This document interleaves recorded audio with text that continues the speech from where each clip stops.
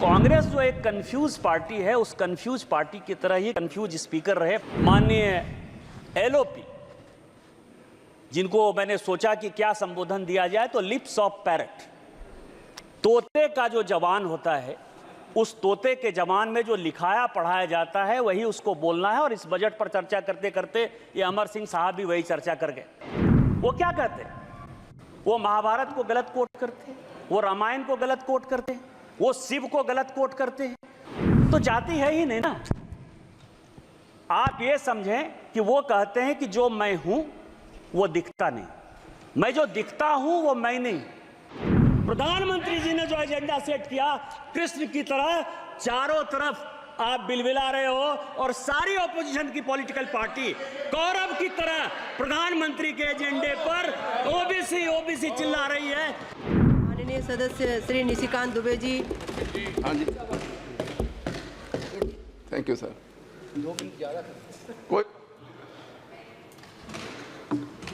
धन्यवाद सभापति महोदया।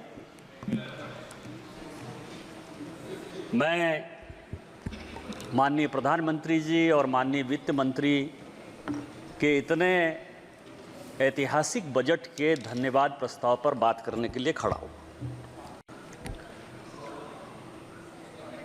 आज 6 अगस्त है। स्पीकर साहब ने हिरोशिमा और नागासाकी के शहीदों को जो है श्रद्धांजलि दी, और दूसरी श्रद्धांजलि मैडम सुषमा स्वराज जी को है, जिनकी आज पुण्यतिथि है। और जब मैं पहली बार यहाँ सांसद बनकर आया तो लीडर ऑफ द अपोजिशन के नाते उन्होंने हमारे जैसे लोगों को बढ़ाने का काम किया, और उसी कारण से आज मैं पार्टी के आदेश के अनुसार प्रधानमंत्री जी के कारण इस फाइनेंस बिल पर चर्चा करने के लिए खड़ा हुआ।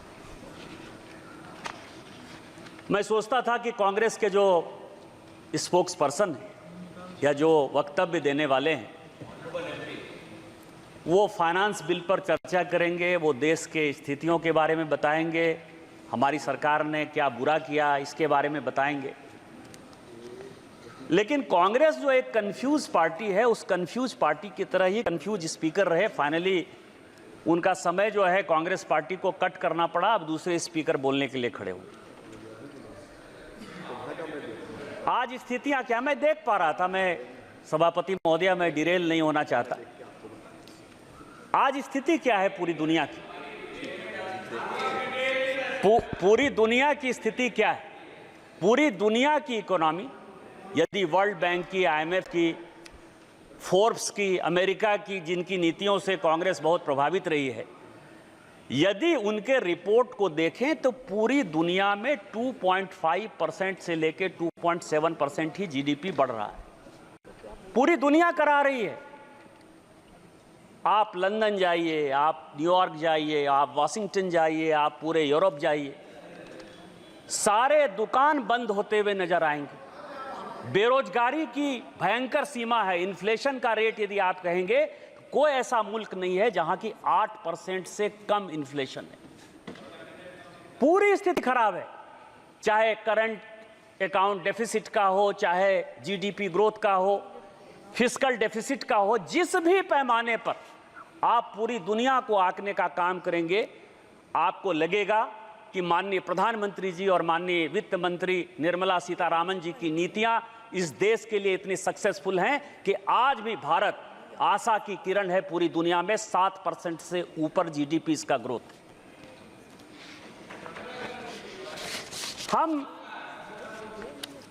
हम धर्म को मानने वाले लोग हैं। सभापति महोदया, जावेद साहब बोल रहे हैं, और जो धर्म कहता है उसी के आधार पर हम चलते हैं। हमारे धर्म में एक बड़ी अच्छा जो है श्लोक है कि कलातीत कल्याण कल्पांतकारी सदा सच्चिदानंद राता पुरारी। भगवान जो है वो सभी कालों में, सभी भगवान में, सभी गरीबों में एक ऐसी ऊर्जा का संचरण करते हैं जिसके कारण कि दुनिया में गरीब कैसे खत्म होंगे, भारत में गरीब कैसे खत्म होंगे, उनको अमीर कैसे बनाया जाएगा, इसी पॉलिसी के आधार पर भारत सरकार चलती है। इसी पॉलिसी के आधार पर माननीय मोदी जी के नेतृत्व में हमारी सरकार चल रही है। किसान बिल की बात हो रही है और उस दिन मैंने बजट पर माननीय एलओपी, जिनको मैंने सोचा कि क्या संबोधन दिया जाए, तो लिप्स ऑफ पैरट, तोते का जो जवान होता है, उस तोते के जवान में जो लिखाया पढ़ाया जाता है वही उसको बोलना है। और इस बजट पर चर्चा करते करते ये अमर सिंह साहब भी वही चर्चा कर गए। शिकारी आएगा, जाल बिछाएगा, आप उसमें पढ़ना नहीं। सर नहीं, अगर कोई माननीय सदस्य से आग्रह कर रही है, कोई अगर ऐसा शब्द आया है तो उसे पटल से हटा दिया जाएगा। अध्यक्ष महोदया, प्लीज माननीय सदस्य से हटा दिया। अध्यक्ष महोदया, ये सुग्गे की जवान कैसे है, मैं ये बता रहा हूं। आज जो है, प्लीज बैठिए प्लीज। हम क्या कर रहे हैं, हम भारत के लोगों को आत्मनिर्भर बनाने के लिए, विकसित भारत बनाने के लिए और आप भी सुनिए, कोई भी सदस्य जब बोल रहा हो तो प्लीज बैठे बैठे कमेंट्स भी मत करिए, प्लीज बोलिए। वो जो भी शब्द आया है पटल में नहीं आएगा।